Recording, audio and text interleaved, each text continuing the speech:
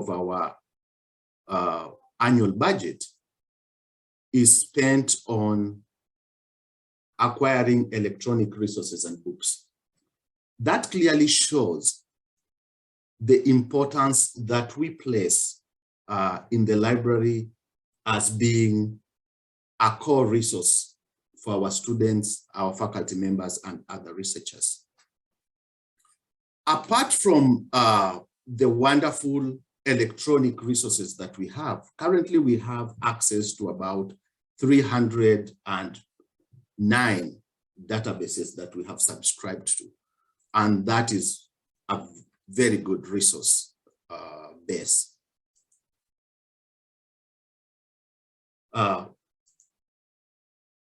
The next greatest resource that we have are our librarians, the human resource, the wonderful men and women who spend endless times selecting materials for us to acquire, reaching out to faculty members, reaching out to students, and helping students with any questions that they may have. So our wonderful librarians can be divided into two. These are the liaison librarians, and we have those ones who do library and instruction, and we have those who participate in collection development.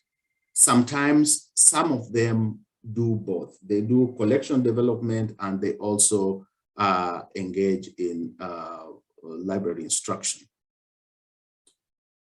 On the screen, you can see the list of our wonderful librarians whom I applaud for the good work they have done in enabling us to stand out and enabling the library to become a core component of this university.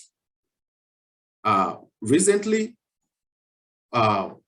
we started to open the library for 24 hours during midterms, and during finals, we are going to open for 24 hours.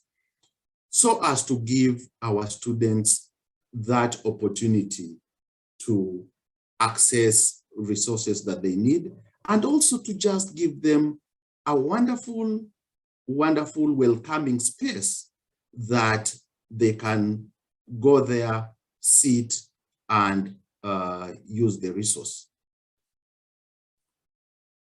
These librarians can be accessible in many ways.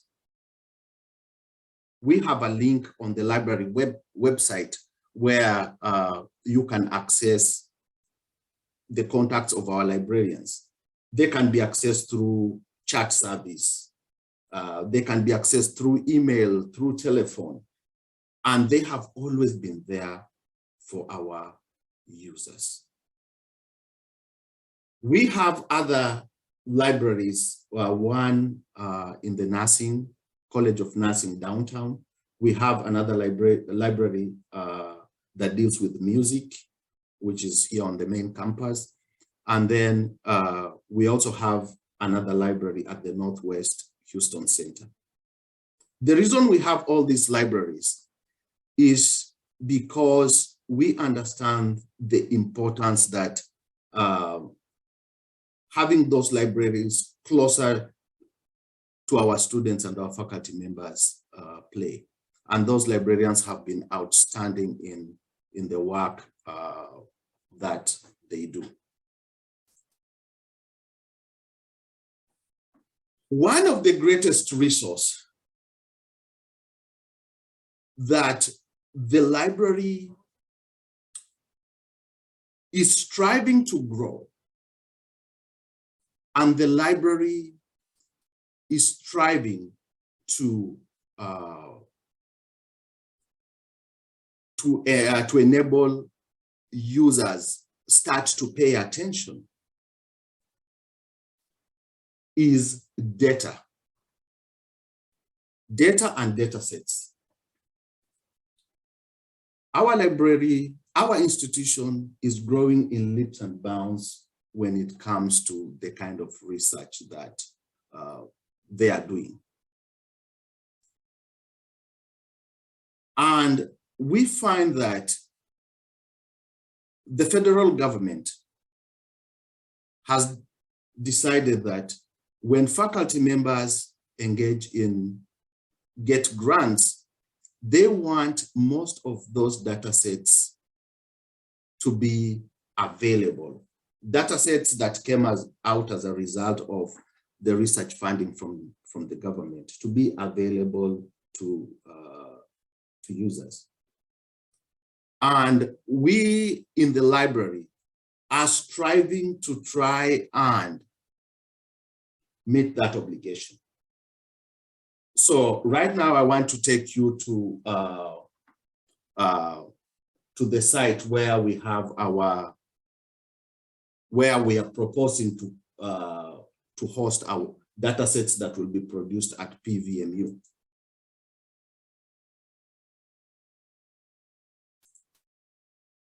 Just a minute.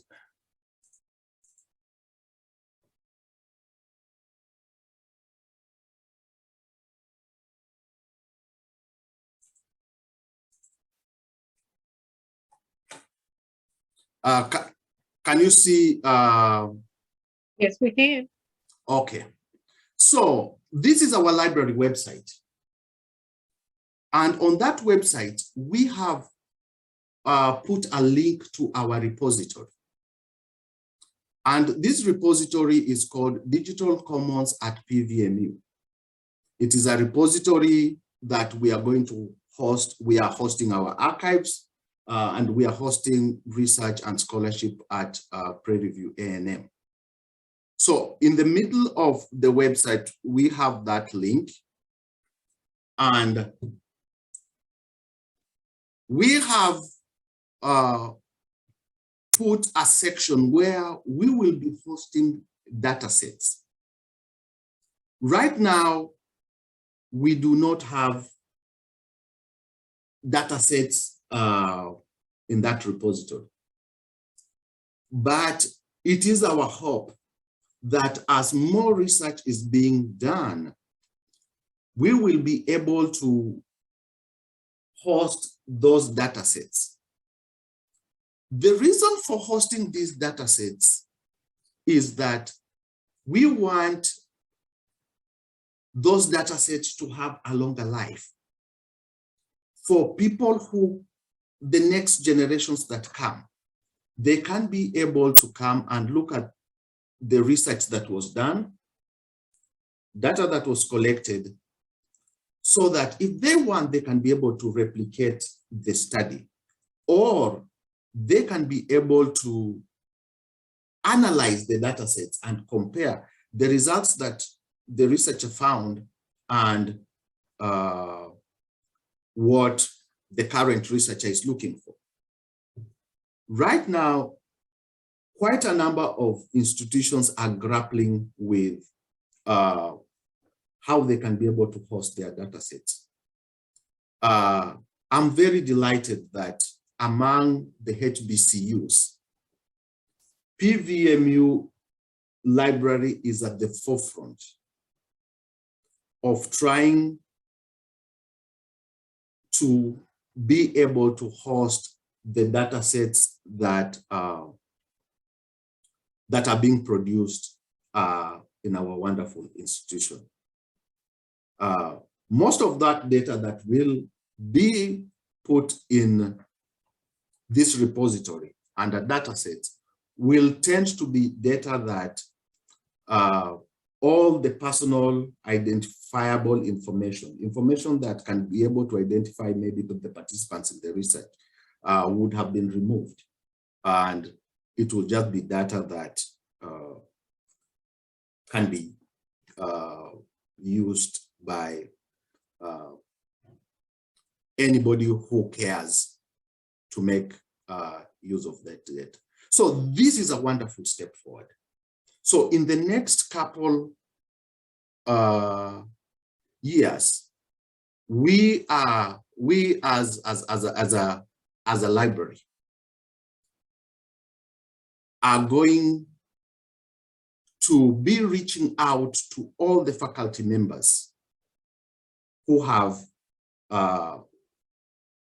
done research, and this data is going to be available to the entire university once it's been put in this repository. Currently, this repository is being accessed from all over the world. And I'm happy to report that our scholarly communication librarian is doing a wonderful work to ensure that people are making use of this resource. And when we look at the statistics, it's showing that this repository is putting PVMU on the world map, because items in the repository are being used and downloaded from across the globe, from all the continents of the world.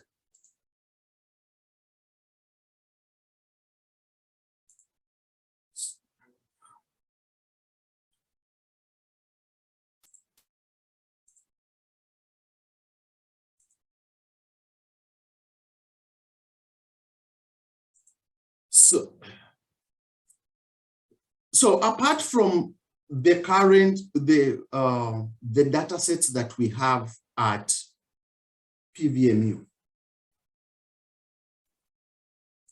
our librarians are also there as a wonderful resource to help our faculty members reach out and be able to access all the wonderful data that is accessible out there. And one of the big data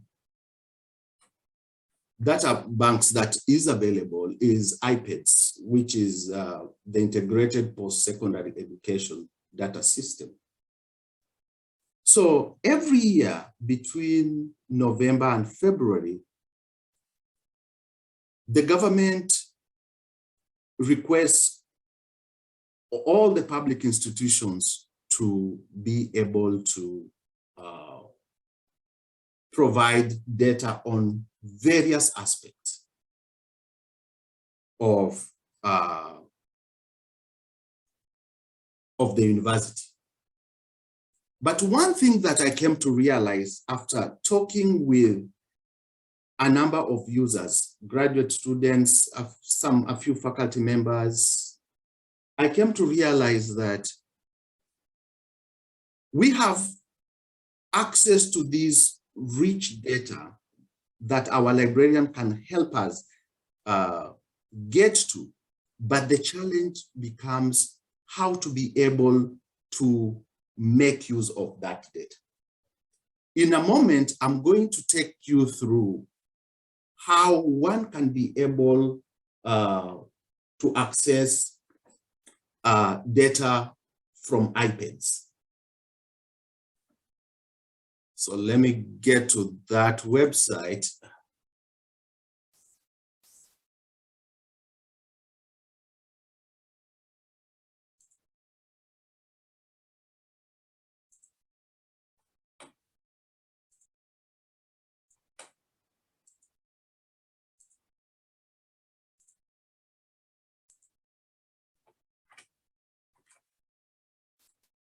Just bear with me a bit.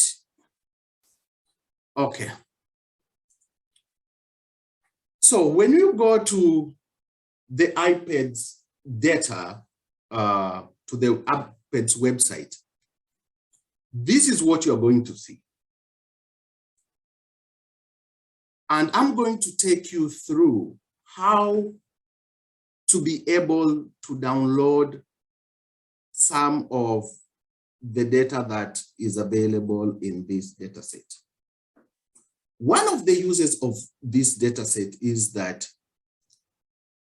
we can be able to compare data from different institutions. or you can just get data from your own institution. For example, if I come here and type Prairie review, so I can come and Prairie review A&M, and I can be able to get data from Prairie review as an institution.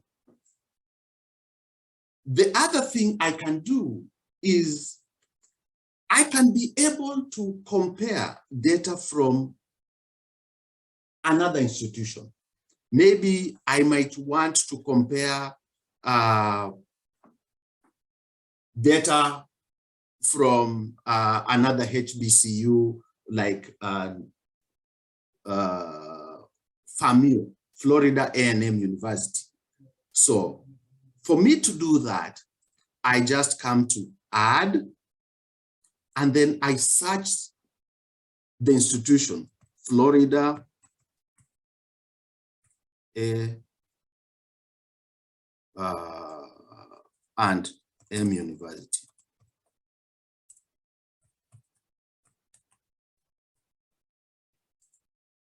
And then I am able to get a couple institutions from Florida, but the one I want is this one here, Florida Agriculture and Mechanical University. After I have done that, I come here and click remove.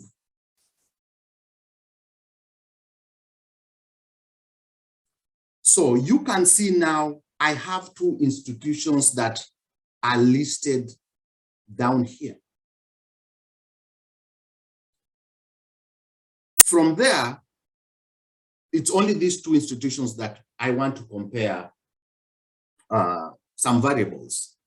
Maybe I want to look at how is their expenditure in the library. And then I go to the next step, which is to now look at variables. The variables that I would wish to compare.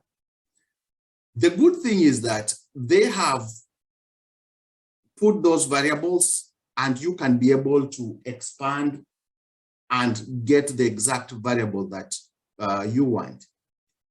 Assume I'm only interested in libraries. I want to compare how much FAMU library spends on subscription materials and how much PV spends, or what is the enrollment, or what is the graduation rate, or financial aid, and the rest.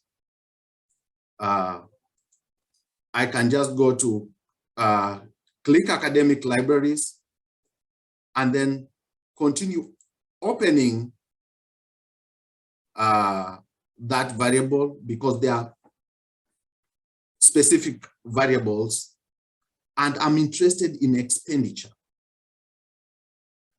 From there, I open, click expenditure, and here it comes.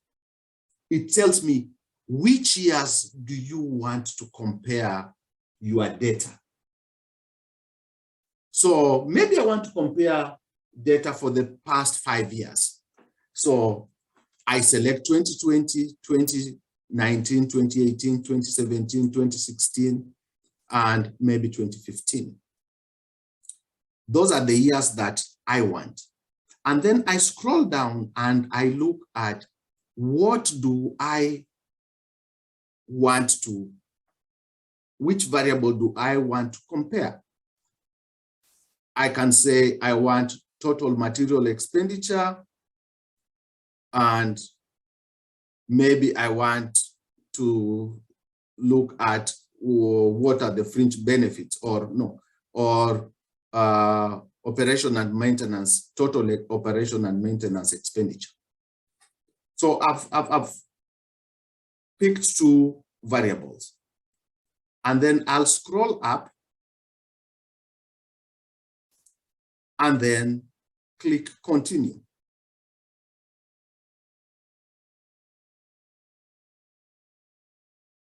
From here, I can see the data that I am going to get. It tells me from 2020 up to 2015. So they are all selected. If you do not want any year here, you can deselect. And then you click. Once I've looked at the variables, I think those are the years I want, and then I click continue. So from here, each institution has an ID. Maybe I'm not really interested in the ID of the institution. I only want the institution only. Yes, I want the long variable. And then I want a comma separated value when I download that Excel sheet. And then I can click continue. And then there we get a CSV file. I open and you can see my data. My data is now here. I can wrap that so that I'm able to see all this data. So move a bit. And I can also be able to wrap that data. So from here, I can be able to use this data to draw a graph, to draw graphs and make a comparison between these two institutions when it comes to their total materials expenditure or the maintenance expenditure in whichever years. And this is how we make use of this database. Our librarians have been amazing in being able to help us make use of that data. So previously, I had gone in and downloaded expenditure from HBCUs just to find out how do ongoing subscriptions among HBCUs, how do they compare? And this is the graph that I got. We can find that most HBCUs do not spend much on subscription commitments. So that is how we can be able to make use of this tool called iPads. The next tool that I will briefly demonstrate for you is the World Development Indicators. This is also a tool that is used a lot, and our librarians are proficient in accessing it and in being able to help faculty members use it. The reason why getting this data is very important is that when you want, a faculty member want to justify something, they can be able to download the data, analyze it, look at the trends, and be able to support their argument. Maybe it can be in their research, or it can be in their proposal. So when we get to the World Development Indicators, here it tells us that there are 266 countries that we can choose from. And there are 1,443 variables that we can also be able to choose from or compare. So in this database, the first thing that one does is to select the country. For example, you come here and select United States.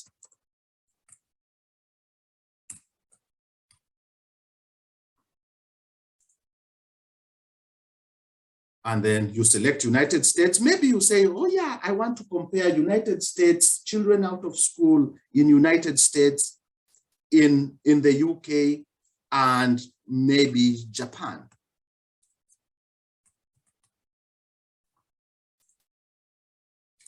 So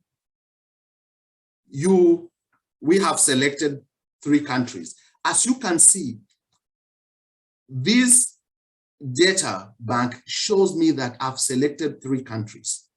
And then the next step that I need to do is to now, okay, I'm going to compare Japan, United States, and the UK. The next step is to look at the series. I want, maybe, I'm interested, I'm doing research for children out of school. So I type in children out of school and I do a search. Let me see. Children out of school.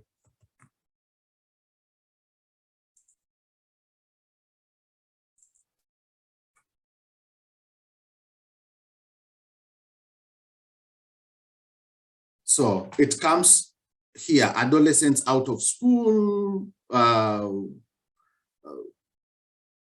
you know. So maybe I'm saying, okay, let me look at percentage of adolescents out of school, or let me look at males, percentage of males out of school. So maybe I can take those 3 variables and then here it shows that I've selected 3 variables. From there, I go on and choose the years that I'm interested in analyzing. There, so that I come click time. Oops. I come and click the ranges. I want 5 years, the most recent 5 years. Or you can do 10 years. After that, you just come and apply the changes and you will be able to get data that you need. So this is a resource that is really, really, really important for our undergraduate students. Another wonderful resource that our librarians are helping our users access data is the Registry of Research Data Repository. So this is a repository of data repositories. Really wonderful source of information. For example, you are looking for data and you do not know where to get data. This repository would be extremely helpful because it shows you other repositories that carry data. For example, I can come and say, I want to browse by subject. And then it brings you all this. I say, okay, I'm interested in social and human sciences. And then I look at my wheel. I say, oh, I'm interested in social and behavioral science. Maybe that's what I want. Maybe I'm interested in education. So from there, different aspects. Am I only interested in general education? Maybe. And then it brings me other data repositories that I can make use of. For example, UNESCO Institute for Statistics and Data Center, wonderful resource to use for people in education. London Data Store and many others. So these become a tool that our librarians normally use to help our users access data. And data is now being given far much more prominence in the world. So there are many, many other wonderful sources of data. One of which is the census data. Sometimes there was a faculty member who reached out to me and was looking for some statistics about population in Olaka County.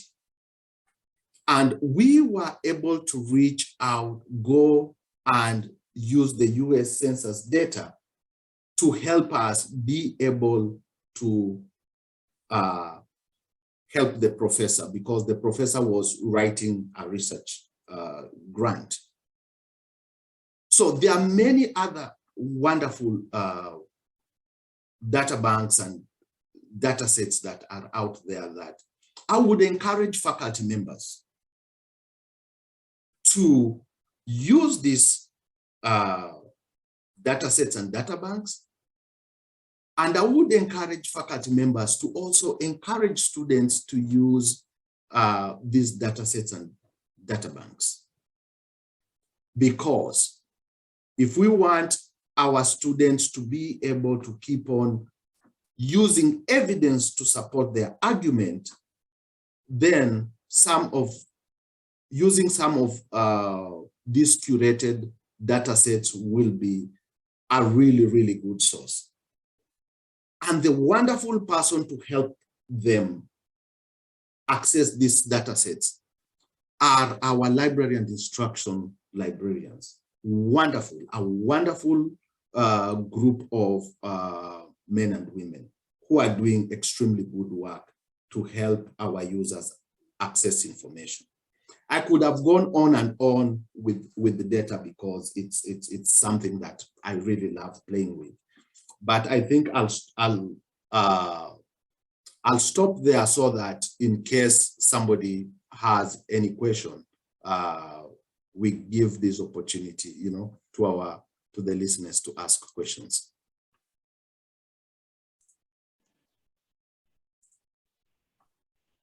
If there are any questions for Dr. Olaka about the information that he's presented, please just unmute and go ahead and ask your questions.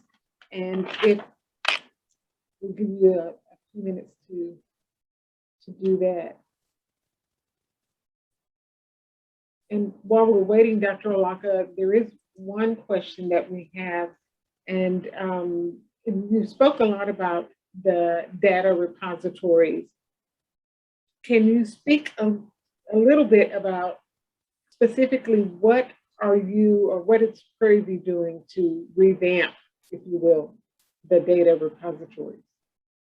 So one of the things that we did is to get a platform that can host data. And that platform is called Scholar Commons by a company called BPress. And that company was recently bought by Elsevier. It started as an open source platform that would host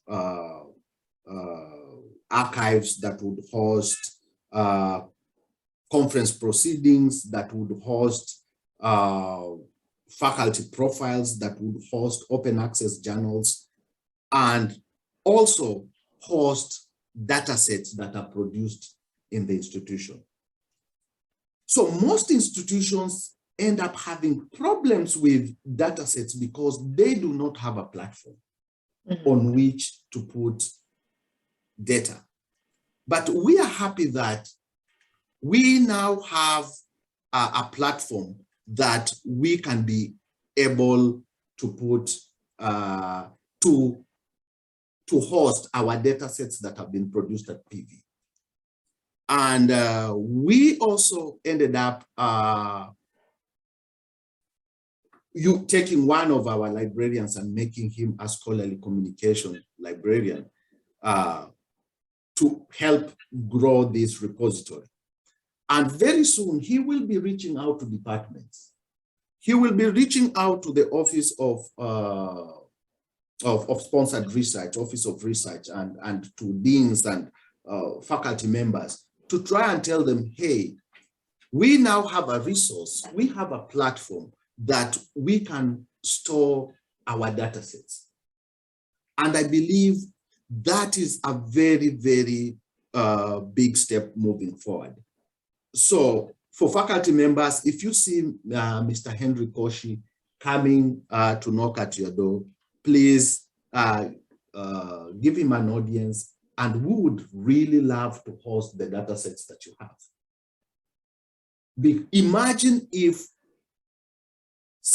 Imagine if we had data sets of all the researches that were done at PV from the beginning of PV in 1800s. We would be having a wealth of information. Unfortunately, all these data sets are scattered all over. And we believe that we are on the right path. And I have faith that working with our librarians, we are going to make this repository very robust. Thank you for that, Dr. Olaka. There's another question in the chat. Will the library get access to Endnote software to do the references? Come again?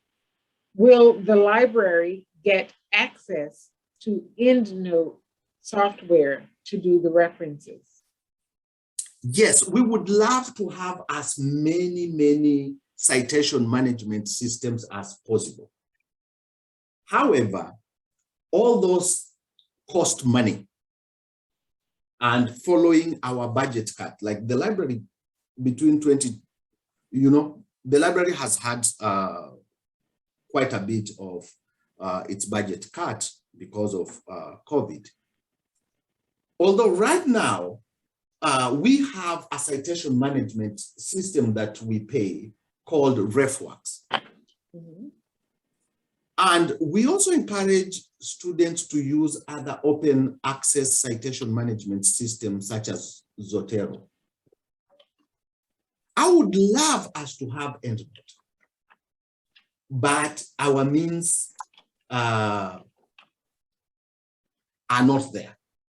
If our budget improves, I'll definitely love to reach out to the Chief Information Officer so that we sit together and ensure that all students have either RefWorks or Endnote on their laptops, so that from the beginning, we have either of these two citation management systems at their disposal. And I believe we will end up making better students, researchers. Our faculty members will be able to manage their citations far much better right now. Thank you, Dr. Olaka. And there's a comment in the chat as well. You may want to speak to that. The library can explore the demographic and health survey, DHS, for developing countries. You want to speak to that in any way? Yes, that would be wonderful. And what we are going to do is curate a LibGuide with all the various databases where we can get data, be it qualitative, be it quantitative, so that from this one page, our users can have a wealth of information that they can go to, because there's too much out there. So our work would be able to curate all these different sources, so that it's a one-stop shop for PV faculty and students to go and access the various databases and data sets. There's another comment that I'll read to you to see if you have a response to it. We librarians get questions about how to create data for new research, especially qualitative research. The library had access to one MAXQDA software as we were, and are we going to get it again or another type? I would love that PV moves very fast to create a software store, a store where the various softwares can be put, and anybody who wants to download the software can be able to go to that online store and be able to download. The softwares can be Endnote, different citation management softwares. The softwares can be different data analysis softwares, SAS, and many others, as Ms. Bramfeld is saying, MaxQDA, that's a qualitative data analysis tool. And if we can have as many softwares to analyze our data as possible, so that our users have choice. Right. That choice is what is missing in this institution. And that choice is what I would love to be in this institution. So I will reach out to our CIO to see whether we can be able to, one, bring back a software store, and two, revamp the number of softwares that can be there. Because right now, it seems there is nothing. And if we have to become a library worth its salt, we need to really invest so much in our research. The good thing is that the university is moving towards being an R2 institution. And I believe that is going to really help us to grow the research potential of this wonderful university. But that research potential also should be accompanied by quality tools. Right. You cannot say that you are doing research, yet you do not have the necessary tools to do that research. But as a library, I promise you that we will do the very best to support our faculty members. I will be your greatest advocate, and I have always been your greatest advocate, to see that you get the best and you make your research to be the very top notch. Here in Texas, in the country, and also globally, because we have now become global. If our students produce quality research, it's a plus for them and for the university. And that gives me great pride. Thank you so much for that, Dr. Olaka. Thank you, everyone, for joining us today. This has been a great session today, great information. And always remember that it's important that we lean on our reference librarians as we do research. They are a resource for us, and it's a natural partnership. So be sure to access any of the resources that we have discussed during our our months-long series with the John B. Coleman Library, as well as the information that Dr. Olaka has shared with us today. Thank you all for being with us. And on Wednesday, November 10th, we have a special Research and Innovation Training Institute session at 3 p.m. on November 10th. We'll have Dr. Diane Murray from the Baylor College of Medicine. She will present a session on All of Us. It is sponsored by the National Institutes of Health, All of Us Genetics Research Program at 3 p.m. on November 10th. Thank you again, everyone, for joining us. This session will be available on our YouTube channel. We encourage you to subscribe, and we'll see you next time.